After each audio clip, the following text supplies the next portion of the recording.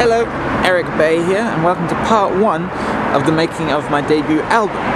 Last year I made my debut EP, Pear Shaped, and now it's finally on iTunes and Amazon and whatnot. Please buy it, it's very good. But now this year it's a new day, it's a new dawn, it's a new whatever, and I'm feeling pretty good.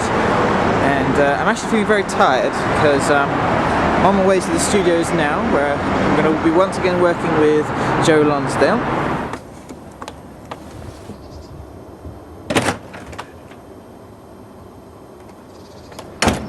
That's the chap.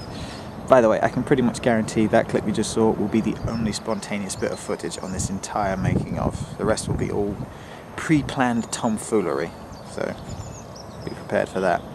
I'm sitting on a bench recording this bit because, first of all, that whole walking and talking thing wasn't working for me, and second of all, I'm pretty tired because normally I drive to the studio, but our car's in for service today, so I had to get the train here. Yeah, with all the commoners. It's horrible. And I had to get 2 separate trains to get here, and I had to get up at stupid o'clock in the morning. So I don't know why I'm not recording this indoors, because it's freezing out here. But anyway, just to say, this is a full album we're going for this year. 13 tracks plus a few B-sides. So and since I have to try and fit these studio days in on my days off from my day job, it's going to be quite a lot of sessions, and it's going to take quite a bit longer than the EP to record. But hopefully, my goal to get it out by the end of the year. So let's see how we go with that. Everything's longer this year. You can see it's a bit longer, this is a bit longer. Trousers are a bit longer, yeah, everything. Let's get cracking.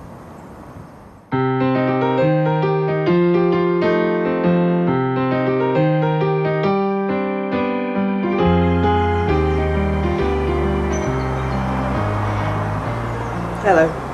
Since that first day of the studio, it's 3 months have passed, and now it's t-shirt weather, and it's such a nice day. I thought I'd record this bit of the video outside. It just wouldn't be making a video without Mickey, would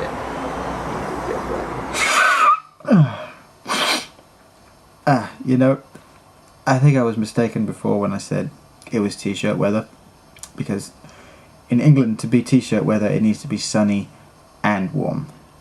And in hindsight, it wasn't that warm, so now I've got a cold. I don't know, or Mickey gave me cat flu, I don't know. And I should tell you, this isn't the only time you'll see me being ill on this video, but more on that later.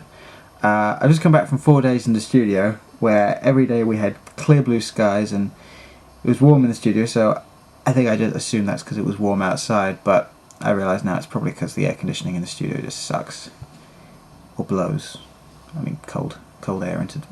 I'm ill. Don't judge my jokes now, please. It's a beautiful sunny day, and I'm stuck in the studio. Well, not stuck. I rather enjoy it, to be honest. There's my Ribena. I have one every day. I like Ribena.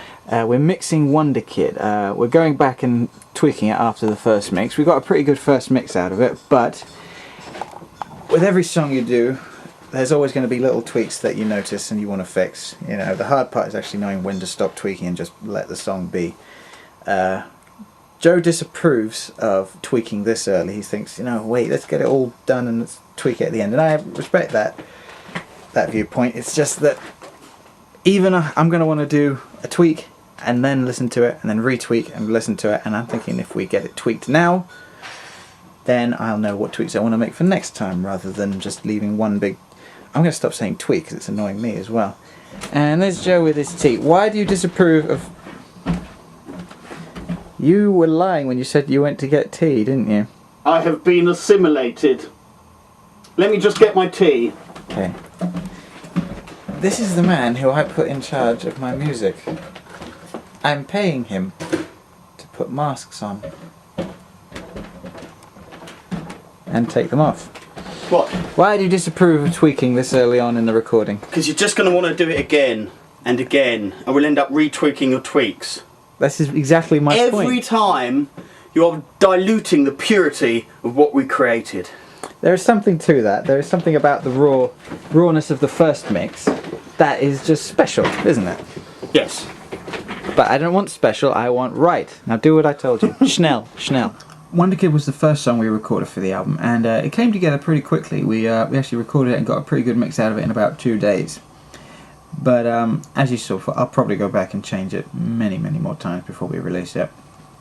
And not big changes, you know, they're just tiny little things that the casual listener wouldn't even notice, but that's what being in a studio does to it. It makes you obsessive and crazy. I have been assimilated. See? It's actually quite a short song. It's just under 3 minutes. Most of mine are like 4 or 5 minutes. But it's quite fitting that it's a short song, given that it's about short-lived fame. It's about people who become famous really quickly and then disappear just as quickly. Sometimes that's because they weren't good enough to last to begin with, or sometimes it's because the talent show, naming no names, doesn't prepare them adequately for the pressure and the scrutiny that fame comes with. Or sometimes it's both. They just crap and can't deal with it. I love how the song came out because no two bits of the song are the same. I like the first chorus, for instance. It goes, "You'll be a hit and they'll love you to bits. Everybody's praising Wonderkid." you know, see, and it's quite straightforward and pacey. Whereas the second chorus, we've gone all funky and offbeat on it, like this. "You'll be a hit and they'll love you to bits. Everybody's praising Wonderkid." See what I mean? And it's the same with the verses. In the first verse, we've got a pretty traditional piano, guitar, bass, and drum set up, and it goes a bit like this. No one warns you about all of the hard work, all the sweat and the tears. And another verse has just got bass guitar and this angel choir sound, which I think is pretty cool. Check it out. It goes a bit like this. When your 15 minutes are up, you'll be back on the street. So yeah, it's an unpredictable little mix, this song. Much like the music industry.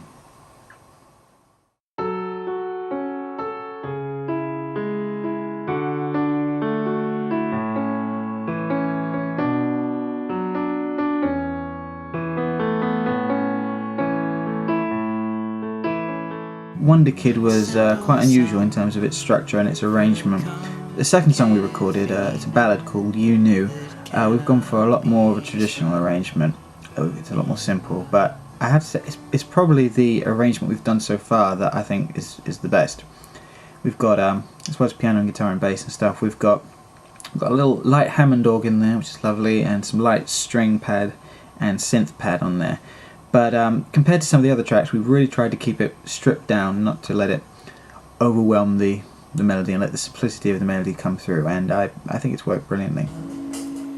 It's a terrible conflict between the mind that knows and the heart that won't let go. This is Joe agonising over the drum parts in You Knew, which I can kind of understand because they're only in it for about a third of the song, so he'd like the stuff that he does to have a bit of an impact.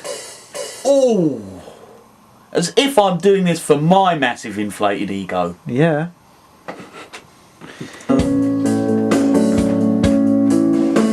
knew I'd never kiss you. As you can see, sometimes harmonies are tricky to nail, especially this last one. Scroll down, Joe. See how many times it took me to get that one? Because sometimes the harmony's not obvious, and you kind of have to guess it and sing it, and with hilarious results, find the right one, or Hilarious results. or piece together the right one. Absolutely hilarious. Yeah. Well, we're not going to show them. We're going to let the. We'd never be. They both knew that we'd never be. You Knew is a very special song for me for several reasons. First of all, I wrote the tune over 10 years ago when I was like 13 or 14. Actually, there's a handful of songs on this album that are over 10 years old. And even though I've written hundreds since then, it's still one of the melodies that I'm most proud of. I should point out that even though I wrote the tunes over 10 years ago, the lyrics didn't come until much later. And that's actually the second reason why it's a very special song for me. It's the first song that I ever wrote a full set of lyrics for. So in a sense, it's the first song that I finished, ever. My first proper finished song. The lyrics were written when I was about 17, which was a time when teenage angst was rearing its ugly head. And I won't tell you exactly what or who the song is about, but if you listen to the lyrics, I think they paint a pretty clear picture.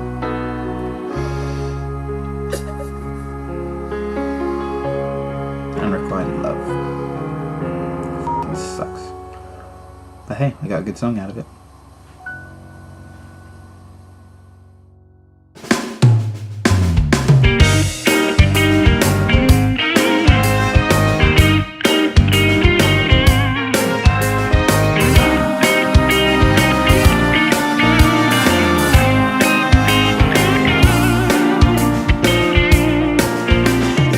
Just to clarify, I don't really hate Thursdays. It's just, this song was written back when I was at university, when Thursdays was just a crappy day on my timetable. You know, I always had lots of work due in, the weather was always miserable, I had early lectures, and I couldn't drive yet, so I had to get the bus in, and you know how I feel about public transport. So to offset this bitchy set of lyrics I'd written, I wrote this bouncy little tune to go along with it. It's a good idea, isn't it? The arrangement we've gone for on this track was inspired by an Eric Clapton song called Border Song, which is actually a cover of an Elton John song from 1970, but Eric Clapton's version is just better. It's got this great bluesy horn section on it, which we've tried to emulate, as well as Clapton's trademark great bluesy guitar sound, which Joe has tried to emulate. Whether or not he's succeeded is up to you. I think it's done pretty well. But the recording of this song did not get off to a great start, it has to be said. Halfway through our first session, this happened. Turn it round and I'll sit to me. There you go. Hello, Eric Bay here. This is day 5 of recording the album, and it was going well up until today when halfway through recording I Hate Thursdays, which is ironic because today's a Tuesday and that song may not even make it onto the album. I started having crippling stomach pains. This is not a joke or any way part of the mock hilarity that makes up these making ofs. I really am in an incredible amount of pain, and right now we're on our way to casualty because I may have appendicitis. Everyone's got to get it at some point, and today it might be my turn.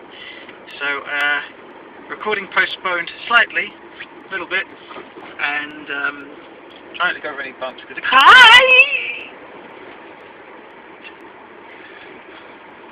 hurts quite a lot.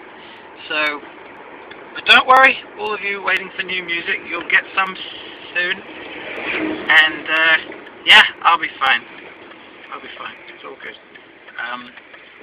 Bye. Normally a song in the studio takes between 2 and 3 days to record. I Hate Thursdays has taken about 5, but that's been due to, well, among other things, hospital visits, as you saw before, and just remixing and adding stuff and trying stuff out, because very often the song you have in your head isn't always what comes out. Sometimes it is, often it's something better, different but better. And with this we just found lots of little stuff to add all the time or to change, and just the more elements you have, the more combinations and stuff you have to try out with when you've got them all. Right now we're just adding the final flourish to the song, which is namely more shouting. You can never have enough shouting on a track. Shouting is better. Louder is better. So I'm going to go in the little vocal booth there and shout for a bit. And hopefully, if it's good, the shouting I do in there will be the shouting you hear on the song. I'm going to stop saying shouting now and actually do some shouting.